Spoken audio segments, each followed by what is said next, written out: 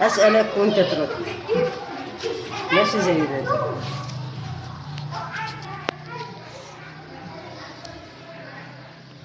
اسمك ايه؟ إسلام. اسلام مين؟ إسلام طارق. سنة كام يا اسلام؟ سنتين. تروح المدرسة؟ أيوة. شاطر؟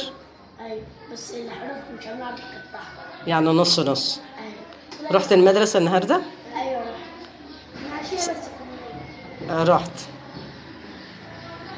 طيب بعد المدرسة بتشتغل؟ بعد المدرسة مم. لا احنا ما يدفعنا، ما حدش دفع حق الكتب ولا يدخلوا مدرسة ولا يدخلوا تاني حتى. أنا قصدي بعد ما تروح المدرسة وتيجي بتشتغل على البتاعة دهيات ولا؟ بنروح الساعة 6 الصبح. بتذاكر؟ أيوة. بتاخد دروس؟ لا. مش بتاخد دروس. سنة كام؟ سنة تالتة. تالتة ابتدائي؟ أيوة. وكان تاني بس العشية والنهار تاني. شاطر. يعني مش بتاخد دروس وبتروح المدرسة وبعد المدرسة بتيجي تشتغل على اشتغل.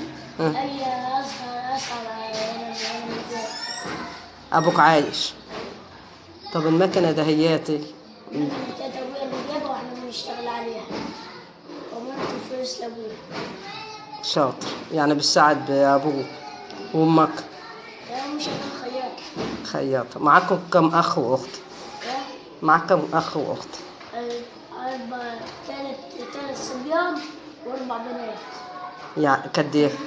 يعني 5 بنات وثلاث صبيان. 5 بنات 3 صبيان. يعني يبقى 8 ولا 7؟ انتوا 8. 8. وأبوك وأمك. وأنت بتشتغل على دهيات. تالتة ابتدائي. شاطر يا ريس. أحلى من أحلى راجل في الدنيا كلها. أنت هتبقى راجل زي العسل. هتبقى لك مستقبل حلو. عاش يا ريس.